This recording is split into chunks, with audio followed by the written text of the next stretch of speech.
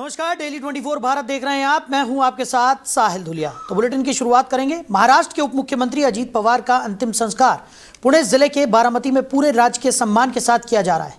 तो एनसीपी के वरिष्ठ नेता और राज्य की राजनीति के प्रभावशाली चेहरे अजीत पवार का अंतिम संस्कार विद्या प्रतिष्ठान के खेल मैदान में 11 बजे के आसपास किया जा रहा है और उनके चाचा शरद पवार, केंद्रीय गृह मंत्री अमित शाह भी अंतिम संस्कार में शामिल होने पहुंचे हैं। तो अजीत पवार का पार्थिव शरीर बुधवार देर रात तक विद्या प्रतिष्ठान के मैदान में रखा गया ताकि ग्रामीण कार्यकर्ता और समर्थक उनके अंतिम दर्शन कर सके।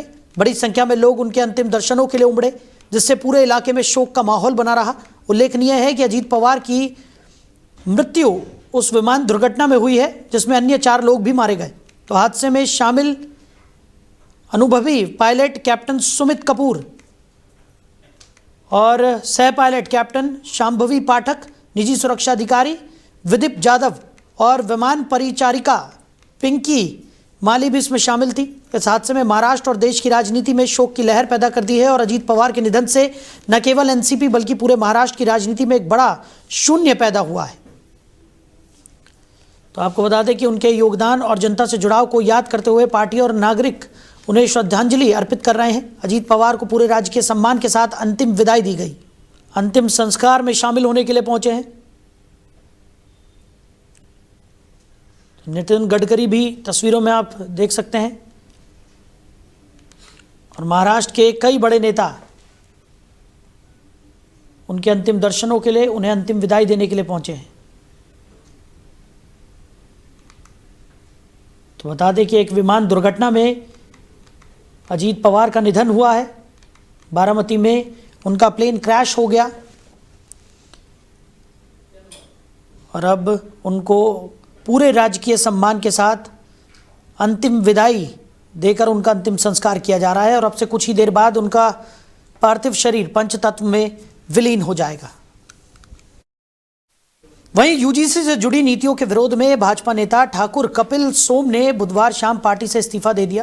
वो गाजियाबाद के अर्थला मोहन नगर मंडल में कोषाध्यक्ष पद पर थे। गाजियाबाद में यूजीसी नीतियों के खिलाफ उठ रहे विरोध के बीच भाजपा नेता ठाकुर कपिल सोम ने बुधवार शाम पार्टी की प्राथमिक सदस्यता से इस्तीफा दे दिया। उन्होंने अध्यक्ष के नाम लेटर पैड पर अपना इस्तीफा भेजते हुए कहा कि यह फैसला उन्होंने जनहित और युवाओं के भविष्य को ध्यान में रखते हुए लिया है।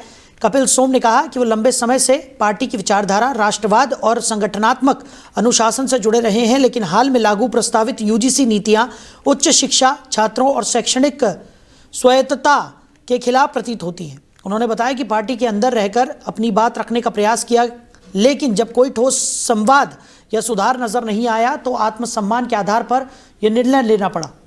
तो उन्होंने स्पष्ट किया कि उनका इस्तीफा किसी व्यक्तिगत विरोध का नहीं बल्कि शिक्षा और युवाओं के हित में वैचारिक असहमति का परिणाम है। वहीं यूजीसी नीतियों के विरोध में बुधवार को गाजियाबाद कलेक्ट्रेट पर सवर्ण समाज और छात्रों ने जोरदार प्रदर्शन किया। प्रदर्शनकारी कफन ओढ़कर और जंजीर डालकर पहुंचे, साथ ही नारेबाजी करते हुए यूजीसी के कथित काले कानूनों को वापस लेने की मांग की। पुलिस की तरफ से रोकने के प्रयास के बावजूद प्रदर्शनकारी कलेक्ट्रेट गेट पर धरने पर बैठ गए और मांगे पूरी होने तक आंदोलन जारी रखने की बात कही। साथियों नमस्कार, मैं ठाकुर कपिल सोम, कोषाध्यक्ष मंडल अर्थला मोहन नगर गाजियाबाद से, जो एक बीजेपी का पदाधिकारी हूं। जैसा कि आपको सूचित है कि हमारी भारत सरकार द्वारा एक काला कानून स्वर्ण समाज पर थोपा गया है, उसके विरोध में मैंने कल अपना इस्तीफ़ा माननीय हमारे मंडल अध्यक्ष एवं हमारे महानगर अध्यक्ष श्रीमान मयंक गोयल जी को दिया है। मैं इस तरह के कानून से और इस तरह की व्यवस्था से बहुत ही दुखी हूँ। स्वर्ण समाज हमेशा बीजेपी के लिए संजीवनी साबित हुआ है। अगर हम स्वर्ण समाज एवं स्वर्ण समाज के बच्चों के हितों की रक्षा ही नहीं कर पाएंगे तो हमारा पार्टी में रहना ना रहना एक बराबर है। तो इसी खबर पर ज्यादा जानकारी के साथ हमारे सहयोगी अजीत हमारे साथ जुड़ गए। अजीत, क्या कुछ निकलकर सामने आ रहा है? यूजीसी की लड़ाई दिनों दिन बढ़ती हुई नजर आ रही है और इसी बीच यूजीसी के खिलाफ जो छात्रों का प्रदर्शन है वो भी तेज होता हुआ नजर आ रहा है। वहीं यूजीसी नीतियों के विरोध में भाजपा नेता ने भी इस्तीफा दे दिया है। जी देखिए, बिल्कुल आपको बता दें, यूजीसी का मामला जो है अब ज्यादा गर्माता जा रहा है और चर्चाओं का विषय जो है वो बनता जा रहा है लगातार। आपको बता दें कि ये जो विरोध है वो सवर्ण समाज के जो नेता है, अब वो भी लगातार जो भाजपा में कई सालों से अपनी सेवाएं दे रहे हैं, वो अब उन पर भी ये जो विरोध है वो अपना विरोध दर्ज करवाने के लिए अब देर रात एक नेता है, कपिल सोम नाम है उनका, जो कि सवर्ण समाज के हैं, उन्होंने साफ तौर पर जाहिर कर दिया कि भाजपा नेता जो कपिल सोम है, उन्होंने कई सालों से गाजियाबाद के अरसला मोहन नगर में मंडल कोषाध्यक्ष का पद उन पर रहा है। वो काफी दिनों से उनकी भाजपा की सेवा जो है वो करते रहे हैं। और इसके साथ आपको बता दें कि कल देर शाम को गाजियाबाद में यूजीसी के खिलाफ जो विरोध जो उठ रहे हैं, उसमें एक नाम ये भी है, क्योंकि भाजपा नेता ठाकुर है और ठाकुर समाज से है। आपको बता दें कि इसमें बुधवार को शाम को वो पार्टी की प्राथमिकता की सदस्यता से इस्तीफा जो है वो लिखित में उन्होंने दिया है, जिसमें भाजपा का लेटर पैड पर अपना इस्तीफा भेजते हुए कहा है कि यह फैसला उन्होंने जनहित और युवाओं के भविष्य को ध्यान में रखते हुए लिया है। ये कपिल सोम ने ये भी कहा है कि लंबे समय से पार्टी का जो विचारधारा, राष्ट्रवाद और संगठन में अनुशासन से जुड़े हर एक चीज को, हिंदुओं को एकता करने के लिए जो बात है वो सामने आई थी, इसको लेकर हम जुड़े हुए थे। ये हिंदू विरोधी जो पार्टी है वो अब बनती जा रही है। हालांकि उच्च शिक्षक छात्रों और जो इसके प्रति जो जितने भी पार्टी भीतर रहकर अपनी जो हर चीज की संभव प्रयास भी कर रहे हैं कि कहीं ना कहीं इस चीज को हम अगर वापस कर लेंगे तो ये जो विरोध प्रदर्शन चल रहा है उससे पार्टी की छवि तो धूमिल हो ही रही है। दूसरा ये कि नियमों के अनुसार, नियमों के ताक पर रखकर ये नियम जो है रातों रात ये लागू कर दिया गया। हालांकि इसकी कोई जरूरत नहीं थी। हालांकि आप तस्वीरों में जगह जगह की तस्वीरें निकलकर जो सामने आ रही है, इसमें छोड़ समाज के लोग जो है वो अब खुले मैदान पर उतर चुके हैं, जिसमें बड़े बड़े दिग्गज जो है भाजपा नेता में जो फिलहाल कार्य कर रहे हैं या उनके पास पद है, वो भी अब लगातार अपना विरोध प्रदर्शन जो है वो जोर शोर से देखने को मिल रहा है। आपको बता दें कि ब्रजभूषण सिंह जी इन्होंने एक वीडियो में अपना साथ तौर पर इस नियम का विरोध जो है वो किया है और उसमें साफ तौर पर यह भी देखा जा सकता है कि कब तक ये प्रक्रिया जो है वो चलती रहेगी और जब तक ये नियम को इस नियम को छोड़ समाज के लोगों ने नकार दिया है। इन्होंने काले कानून वापस करने की मांग की है कि यह काला कानून है, इसे वापस लिया जाए। ये एक बड़ी बात है कि पूरे प्रदेश में इसकी गूंज जो है वो अब धरातल पर देखने को भी मिल रही है। जगह जगह अलग अलग जिलों में, उत्तर प्रदेश के अलग अलग जिलों में जो अपने कलेक्ट्रेट पर धरना प्रदर्शन कर रहे हैं, ज्ञापन जो है वो सौंपा जा रहा है कि इस नियम को तत्काल प्रभाव से इसे हटा दिया जाए, इसे वापस लिया जाए। तो इस तरीके की जो मांग है लगातार सवर्ण समाज की तरफ से की जा रही है। बिल्कुल अजीत, और एक तरफ सवर्ण समाज जो है वो सरकार के विरोध में यहाँ पर और यूजीसी के विरोध में उतरता हुआ नजर आ रहा है, तो दूसरी तरफ भाजपा के अंदर खाने की बात करें तो वहां पर भी विरोधाभास के जो स्वर हैं वो तेजी से मुखर होते हुए नजर आ रहे हैं। विरोध चल रहा है, इससे कहीं ना कहीं पार्टी को एक भारी खासा नुकसान देखने को भी मिल रहा है। कई ऐसे बड़े दिग्गज हैं, उन्होंने अपने इस्तीफे भी दिए हैं और कई ऐसे अधिकारी हैं जो सरकारी महकमे में मौजूद हैं, वो अपने बच्चों के भविष्य के लिए इस्तीफा दे रहे हैं। हाल ही में सिटी मजिस्ट्रेट बरेली के जो सिटी मजिस्ट्रेट थे, उन्होंने भी अपना इस्तीफा दिया। तो ये बड़ी आंदोलन की तरफ कहीं ना कहीं अग्रसर हो रहे हैं। धीरे धीरे जो बड़ा आंदोलन इसका रूप ले सकती है, क्योंकि धीरे धीरे सवर्ण समाज के लोग अब धीरे धीरे जाग रहे हैं, इकट्ठे हो रहे हैं, प्रदर्शन चल रहा है। तो एक बड़ी खामियाजा जो है वो भाजपा पार्टी को भुगतना पड़ सकता है। आपको बता दें कि हर हाल में सवर्ण समाज के लोग जो धरातल की अगर बात करें तो अब जमीनी स्तर पर उतर चुके हैं और उनकी मांग यही है कि कहीं ना कहीं इस नियम को, इस कानून को वापस ले। इससे कहीं ना कहीं भाजपा को भारी नुकसान देखने को भी मिल रहा है, क्योंकि अभी आपको बता दें कि इन्हीं के भाजपा के ही पार्टी में जो स्वर्ण समाज के जो लोग हैं, क्षत्रिय समाज के जो लोग हैं, वो अब कहीं ना कहीं बगावत पर उतर आए हैं। हालांकि इससे ये साफ तौर पर देखा जा रहा है कि जो सीएम की जो कुर्सी है, उत्तर प्रदेश की सीएम की जो कुर्सी है, वो कहीं ना कहीं खतरे में डालने का भी प्रयास किया जा रहा है। ये जो चर्चाएं चल रही है, जानकारी सूत्रों की माने तो ये भी लोगों में चर्चाएं चल रही है कि इस पूरे प्रकरण में योगी आदित्यनाथ को टारगेट किया जा रहा है कि उनको कहीं ना कहीं कमजोर किया जा सके, क्योंकि लोगों ने एक सीएम पद का उम्मीदवार भी लोग देख रहे हैं, उनमें झलक जो है प्रधानमंत्री बनने की वो भी लोग देख रहे हैं। तो एक कोई अंदर खाने कोई बड़ी भी बात हो सकती है कि ये स्थिति ऐसा पैदा करने के लिए भी ऐसा हो सकता है कि जो चर्चाएं चल रही हैं उसमें ये साफ तौर पर देखा जा सकता है कि योगी आदित्यनाथ की सीट को अब कहीं ना कहीं कमजोर करने की भी कोशिश की जा रही है। चलिए अजीत, हमारे साथ जुड़ने के लिए, इस तमाम जानकारी के लिए आपका बहुत शुक्रिया।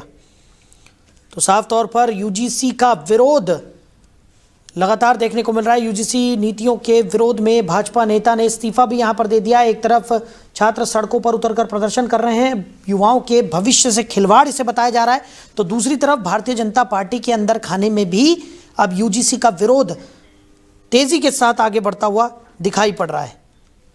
उधर गाजियाबाद के विजयनगर थाना क्षेत्र अंतर्गत भूड़ भारत नगर रेलवे स्टेशन के पास उस समय अफरा तफरी का माहौल बन गया जब नगर निगम की टीम अतिक्रमण हटाने की कार्रवाई के लिए मौके पर पहुंची।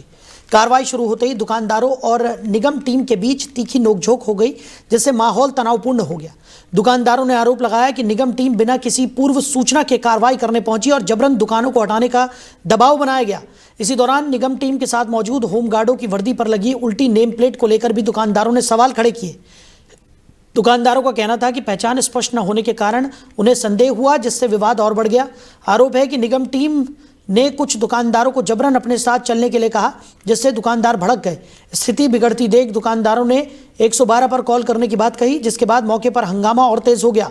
लगातार बढ़ते विरोध और तनावपूर्ण हालातों को देखते हुए नगर निगम की टीम बिना किसी कार्रवाई के वापस लौट गई। फिलहाल इस पूरे घटनाक्रम को लेकर स्थानीय लोगों और व्यापारियों के बीच चर्चाओं का दौर जारी है। वहीं प्रशासन की कार्यप्रणाली पर भी सवाल खड़े हो रहे हैं। उधर गाजियाबाद पुलिस कमिश्नरेट की स्वाट टीम, अपराध शाखा और थाना सिहानी गेट पुलिस की संयुक्त कार्रवाई में एक वांछित लुटेरे को मुठभेड़ के बाद घायल अवस्था में गिरफ्तार किया गया।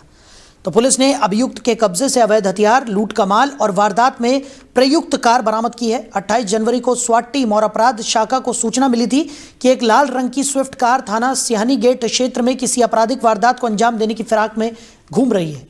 सूचना के आधार पर थाना सिहानी गेट पुलिस के साथ मिलकर हमदर्द चौराहा, लोहिया नगर चौकी के पास चेकिंग अभियान चलाया गया। इसी दौरान लाल रंग की स्विफ्ट कार संख्या UP 14 FX को रोकने का प्रयास किया गया, लेकिन पुलिस को देखकर कार चालक अनियंत्रित होकर पेड़ से टकरा गया। कार सवार बदमाश पुलिस टीम पर फायरिंग करते हुए भागने लगे। जवाबी कार्रवाई में एक बदमाश बाएं पैर में गोली लगने से घायल होकर गिर पड़ा, जबकि उसका एक साथी अंधेरे का फायदा उठाकर फरार हो गया। घायल बदमाश को उपचार के लिए सरकारी अस्पताल में भर्ती कराया गया।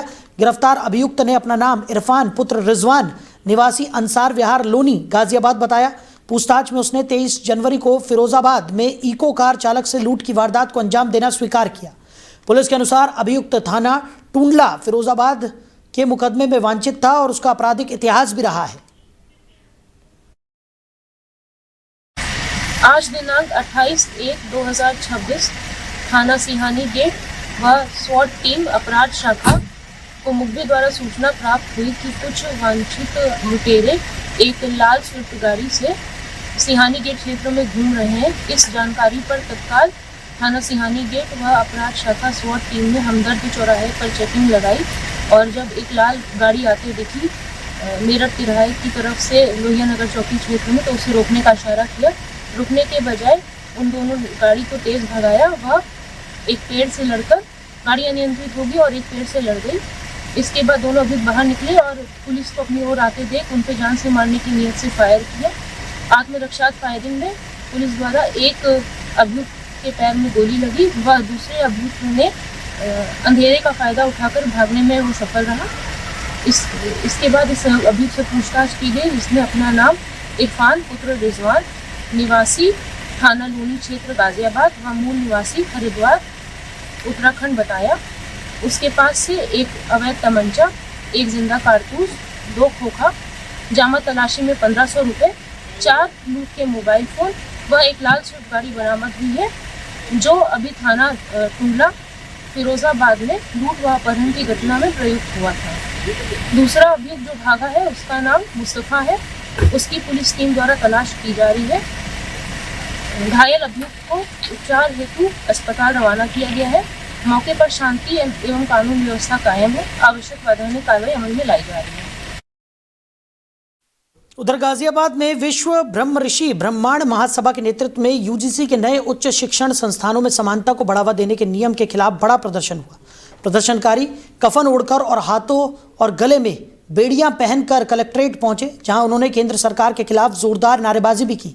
महासभा के पीठाधीश्वर BK शर्मा हनुमान ने राष्ट्रपति के नाम ज्ञापन सौंपते हुए यूजीसी नियमों को तत्काल वापस लेने की मांग की। प्रदर्शनकारियों का आरोप है कि ये नियम सामान्य वर्ग यानी कि जनरल कैटेगरी के साथ भेदभाव को बढ़ावा देंगे और उच्च शिक्षा को कठिन बना देंगे। शर्मा ने कहा कि ये नियम एक तरफा हैं, झूठी शिकायतों पर कोई कार्रवाई का प्रावधान नहीं है और इक्विटी कमेटी में सामान्य वर्ग के प्रतिनिधित्व की कोई गारंटी नहीं है। इससे सामान्य छात्रों को स्वघोषित अपराधी की तरह देखा जाएगा, जो संविधान के समानता के अधिकार का उल्लंघन है। वैश्य समाज के प्रतिनिधि VK अग्रवाल ने भी नियमों को असंतुलित बताते हुए कहा कि ये सामाजिक समानता के खिलाफ हैं और उच्च शिक्षा में विभाजन पैदा करेंगे। प्रदर्शन में ब्राह्मण और वैश्य समाज के सैकड़ों लोग शामिल थे, जो यूजीसी के नए नियमों को सवर्ण विरोधी करार दे रहे थे, जिसका उद्देश्य उच्च शिक्षण संस्थानों में जातिगत भेदभाव खासकर SC, ST, OBC के खिलाफ रोकना है। नियमों के तहत हर संस्थान में इक्वल अपॉर्चुनिटी सेंटर यानी EOC, इक्विटी कमेटी, 24/7 हेल्पलाइन और निगरानी तंत्र अनिवार्य है। हालांकि विरोधियों का कहना है कि भेदभाव की परिभाषा केवल आरक्षित वर्गों तक सीमित है, जिससे सामान्य वर्ग के छात्रों के खिलाफ दुरुपयोग का खतरा है। प्रदर्शन अभी खत्म भी नहीं हुआ था कि जिलाधिकारी कार्यालय परिसर में सैकड़ों छात्र पहुंच गए और यूजीसी नियमों के विरोध में नारेबाजी शुरू कर दी। छात्रों ने भी नियमों को एक तरफा और झूठे आरोपों का हथियार बताया। यह प्रदर्शन देश भर में यूजीसी नियमों के खिलाफ चल रहे आंदोलन का हिस्सा है। हमारे बच्चों से पहले यदि कोई सजा का हकदार है तो हर जिले का DM हकदार है, जो जाति प्रमाण पत्र देता है। और जो लोग जाति प्रमाण पत्र अपनी जेब में रखते हैं और अपनी जाति से चिढ़ते हैं, वे उनका DNA टेस्ट होना चाहिए कि क्या वास्तव में वे उसी जाति के हैं या दूसरी जाति के हैं। मैंने त्यागी माँ की गोद से जन्म लिया है, मुझे भरी सभा में कोई त्यागी कहेगा, मुझे कोई परेशानी नहीं है। लेकिन जो आदमी जाति प्रमाण पत्र जेब में रखता हो और वो बेईमान जाति के नाम से मुकदमा करता हो, तो उसकी पहचान करनी पड़ेगी, तू है कौन। वहीं ग्रेटर नोएडा से एक हैरान कर देने वाली और बेहद गंभीर घटना सामने आई है, जहां तेज रफ्तार कार सवार ने ड्यूटी पर तैनात एक पुलिसकर्मी को कार के बोनट पर घसीट दिया। यह पूरी घटना ग्रेटर नोएडा के थाना बीटा 2 क्षेत्र अंतर्गत AWHO टाउनशिप के पास की बताई जा रही है। घटना का वीडियो अब सोशल मीडिया पर तेजी से वायरल हो रहा है, जिससे लोगों में आक्रोश देखने को मिल रहा है। पुलिसकर्मी ट्रैफिक चेकिंग या रूटीन ड्यूटी के दौरान वाहन को रोकने का प्रयास कर रहा था। इस दौरान कार चालक ने रुकने के बजाय वाहन की रफ्तार बढ़ा दी। पुलिसकर्मी कार के सामने आ गया और बोनट पर लटक गया, लेकिन इसके बावजूद चालक ने कार नहीं रोकी और कुछ दूरी तक पुलिसकर्मी को घसीटते हुए ले गया। गनीमत रही कि पुलिसकर्मी किसी तरह खुद को बचाने में सफल रहा। हालांकि घटना बेहद जानलेवा थी। घटना का वीडियो मौके पर मौजूद किसी व्यक्ति ने मोबाइल फोन में रिकॉर्ड कर लिया, जो अब सोशल मीडिया प्लेटफॉर्म्स पर तेजी से वायरल हो रहा है। वीडियो में साफ देखा जा सकता है कि लाल रंग की होंडाई कार की रफ्तार कितनी तेज थी और जब पुलिसकर्मी ने उसे रोकने की कोशिश की तो उसे कुचलने की कोशिश भी की गई। अपनी जान बचाने के लिए पुलिसकर्मी कार के बोनट पर चढ़ गया, लेकिन कार सवार ने कार नहीं रोकी और बोनट को पकड़े पुलिसकर्मी काफ़ी देर तक चिल्लाता रहा। आखिरकार आधा किलोमीटर तक बोनट पर लटका कर ले जाने के बाद कार रोकी तो पुलिसकर्मी की जान बची। इसका वीडियो सोशल मीडिया पर तेजी से वायरल हो रहा है। वीडियो का संज्ञान लेते हुए थाना बीटा 2 पुलिस ने पुलिसकर्मी गुरमीत चौधरी की शिकायत पर मुकदमा दर्ज कर कार को सीज कर लिया है। आज दिनांक 28 जनवरी 2026 को ट्रैफिक पुलिसकर्मी के साथ हुई घटना के संबंध में थाना बीटा 2 पे मुकदमा पंजीकृत किया गया है। ट्रैफिक पुलिसकर्मी को कोई चोट नहीं है, वो बिल्कुल सुरक्षित है। गाड़ी को कब्जे में लेकर सीज कर दिया गया है तथा चालक की गिरफ्तारी हेतु टीमों का गठन कर दिया गया है। शीघ्र ही उसकी गिरफ्तारी कर विधिक कार्रवाई सुनिश्चित की जाएगी। तो अगली खबर नोएडा से है। राजस्थान के पूर्व राज्यपाल कलराज मिश्रा ने यूजीसी के नए नियमों के खिलाफ विरोध व्यक्त किया है। उनका कहना है कि यूजीसी के हालिया नियम संविधान के सिद्धांतों का उल्लंघन करते हैं और जाति आधारित एक तरफा कानून के कारण सामान्य वर्ग के छात्रों के साथ भेदभाव होने की आशंका है। कलराज मिश्र ने स्पष्ट किया कि इस नियम में बदलाव होना चाहिए या इसे तत्काल प्रभाव से वापस किया जाना चाहिए। उन्होंने ये भी कहा कि नियमों में शामिल शिकायत निवारण समिति में सभी वर्गों का प्रतिनिधित्व सुनिश्चित होना आवश्यक है ताकि किसी भी वर्ग के साथ अन्याय न हो। पूर्व राज्यपाल ने यह सवाल उठाया कि झूठी शिकायतें करने वाले लोगों पर क्या कार्रवाई होगी। उनका कहना है कि अगर नियम लागू रहते हैं तो उसका दुरुपयोग हो सकता है और निर्दोष छात्रों को झूठे आरोपों का सामना करना पड़ सकता है। उन्होंने कहा कि नियम केवल आरक्षित वर्ग तक सीमित भेदभाव को रोकने का उद्देश्य रखते हैं, लेकिन सामान्य वर्ग के खिलाफ इसका गलत इस्तेमाल होने की संभावना बढ़ जाती है। जिस प्रकार का नियम आया है उससे तो स्पष्ट रूप से लगता है, जद्दब की बात कही गई है कि सबके बीच में समानता की स्थिति निर्माण हो, किसी भी प्रकार का भेदभाव न हो, लेकिन जिस ढंग से वो नियम सामने आए हैं उसको देखने के बाद लगता है कि निश्चित रूप से भेदभाव को और आगे बढ़ाने का इसके कारण कुचक्र बना है। पहले SC ST का भेदभाव संबंधित शिकायतें वो कर सकते थे, करते थे।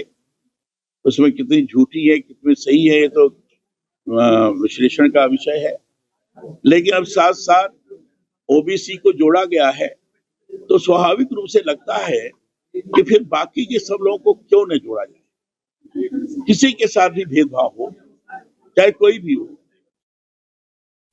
वहीं मुजफ्फरनगर से एक सनसनीखेज मामला सामने आया है, जहां एक कैफे के अंदर आपत्तिजनक गतिविधियों का खुलासा होने के बाद इलाके में हड़कंप मच गया। नई मंडी थाना क्षेत्र के गौशाला रोड स्थित गुप्ता कैफे सेंटर को लेकर स्थानीय लोगों ने जमकर हंगामा किया। आरोप है कि यह कैफे लंबे समय से संदिग्ध गतिविधियों का अड्डा बना हुआ था। स्थानीय लोगों की सूचना पर मौके पर पहुंची पुलिस ने कैफे की जांच की, जहां से नाबालिग स्कूली छात्र और छात्राएं पकड़े गए। कैफे के अंदर से कुछ आपत्तिजनक वस्तुएं भी बरामद होने की बात सामने आई है, जिससे मामला और गंभीर हो गया है।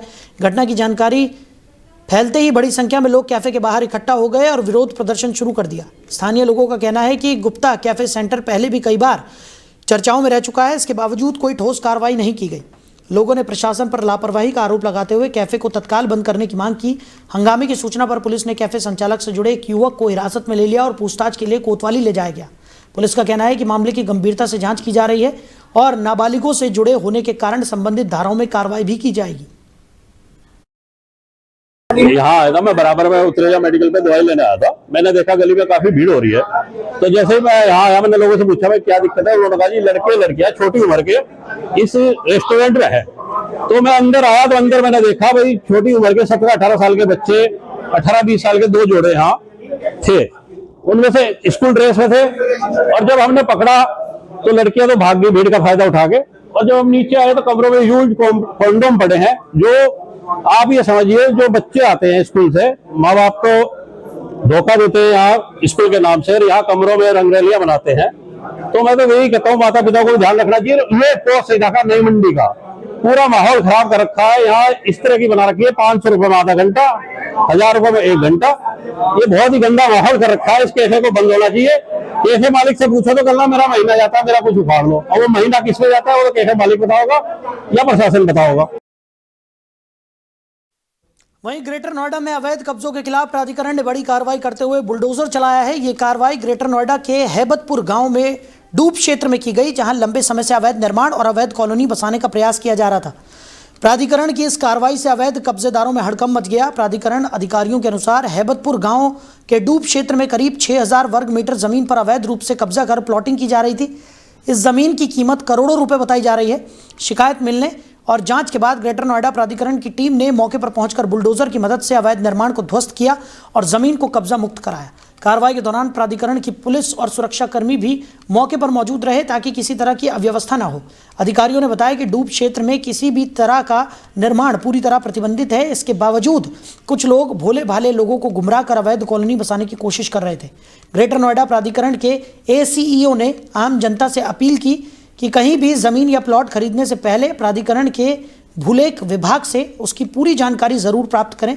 उन्होंने कहा कि अवैध कॉलोनियों में निवेश करने से लोगों को भारी नुकसान उठाना पड़ सकता है। प्राधिकरण ने साफ किया कि आगे भी अवैध कब्जों और निर्माण के खिलाफ इसी तरह सख्त अभियान जारी रहेगा। उधर नोएडा से एक बड़ी खबर निकलकर सामने आई है, जहां सेक्टर 126 पुलिस ने वाहन चोरी करने वाले एक शातिर गिरोह का खुलासा किया है। पुलिस ने चेकिंग के दौरान कार्रवाई करते हुए 3 पेशेवर वाहन चोरों को गिरफ्तार किया है। आरोपियों के कब्जे से चोरी की बाइक, वाहन के अलग अलग पार्ट्स और मास्टर चाबी बरामद की गई। थाना सेक्टर 126 क्षेत्र में नियमित चेकिंग अभियान के दौरान पुस्ते के पास संदिग्ध गतिविधियों के आधार पर 3 युवकों को रोका गया। तलाशी के दौरान उनके पास से चोरी की बाइक और कई वाहन पार्ट्स बरामद हुए। पूछताछ में आरोपियों ने स्वीकार किया कि वो नोएडा और NCR क्षेत्र में रेकी कर वाहन चोरी की घटनाओं को अंजाम देते थे।